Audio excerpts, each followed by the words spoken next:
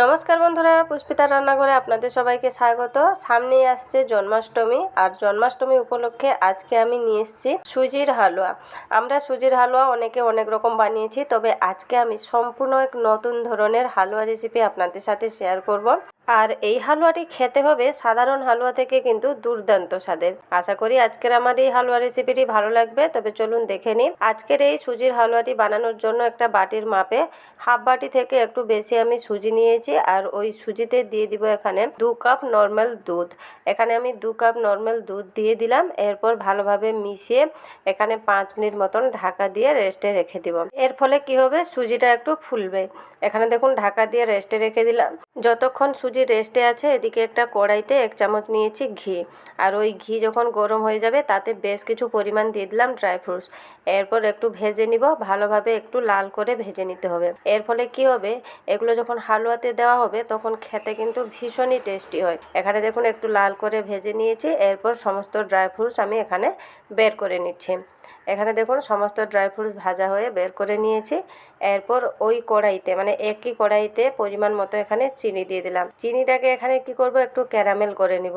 এইভাবে একটু ক্যারামেল করে নিলে হালুয়ার কালারটাও খুব সুন্দর আসবে, আর হালুয়ার টেস্টটা কিন্তু দ্বিগুণ বাড়িয়ে দিবে। এখানে দেখুন চিনিটা মেল্ট হয়ে ক্যারামেল হয়ে গেছে, আর কালারটা দেখুন খুব সুন্দর এসছে। এর থেকে আর বেশি ডার্ক করতে যাব না। এদিকে যে সুজিটা ঢাকা দিয়ে রেস্টে রেখেছিলাম, সুজিটা দেখুন অনেকটাই ফুলে গেছে। এরপর সুজি আর দুধ সমেত ওই ক্যারামেলে ঢেলে দিব।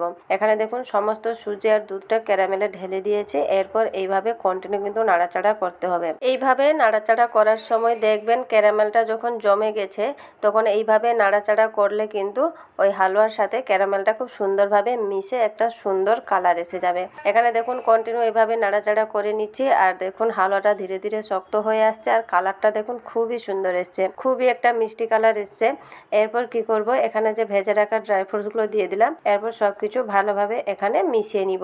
মিশিয়ে নিয়েছি। এরপর এখানে দিয়ে দিব আবারও 1 চামচ ঘি। ঘিটা এখানে কিন্তু আপনারা বেশি কম করে দিতে পারেন। এখানে 1 চামচ আবারও ঘি দিয়ে ভালোভাবে মিশিয়ে নিচ্ছি। এখানে কিন্তু হালুয়াটা রেডি হয়ে গেছে, আমি একটু জাস্ট মিশিয়ে নিচ্ছি।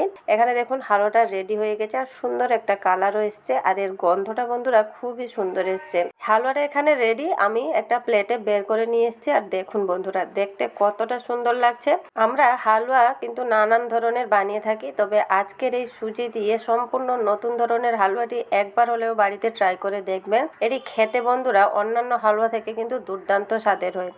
তবে আজকের আমার এই হালুয়া রেসিপিটি কেমন লাগলো কমেন্ট বক্সে কিন্তু অবশ্যই জানাবেন বন্ধুরা। আর ভালো লাগলে চ্যানেলটিকে কিন্তু সাবস্ক্রাইব করে দিবেন, পেজ থেকে দেখলে ফলো করে দিবেন। নমস্কার বন্ধুরা, ভালো থাকবেন, সুস্থ থাকবেন।